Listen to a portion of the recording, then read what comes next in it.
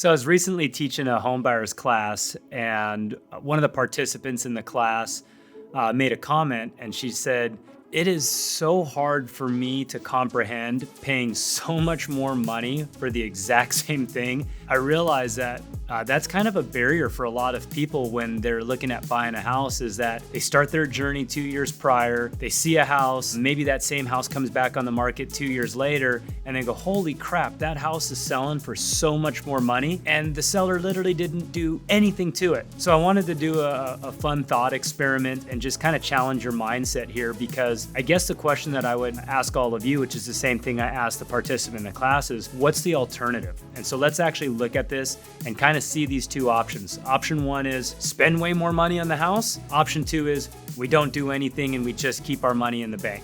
So I want you to picture a person who has been at their job for a few years, they got a few bucks in the bank, and they got a retirement account. So picture two different columns, column one, and let's call this column three because we're gonna have a column two. Now, let's make this really simple and let's pretend in column one there's 10 bucks and let's pretend in column three there's 10 bucks. Now, in order to buy a house, we need to move some of that money either from column one or column three as our down payment for the house, which we're gonna call column two. Let's say that we're gonna use $2 and we're gonna go and buy a $10 house. So we need 20% down to buy this house. And again, you don't need this much of a down payment, simple for the example. So now we have $8 in our bank account and we have now bought a $10 house, but we only owe $8 on this. Let's now fast forward 10 years. And just a reminder from old videos, like I've explained, real estate doubles on average every 10 years. So now in column one, it's 10 years later, we have $8 in that account. And again, it's 10 years later, so now you can't even buy a dang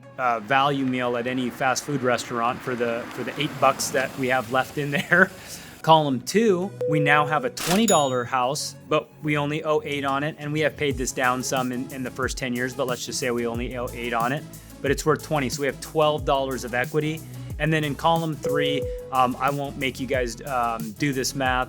If you compound at 9% interest over 10 years, you'll have $23. So column one, we got $8, the exact same place that we started in. Column two, we got $20. Column three, we got $23. Here's the part that's really important, guys. In column two, we only took $2 to make 12.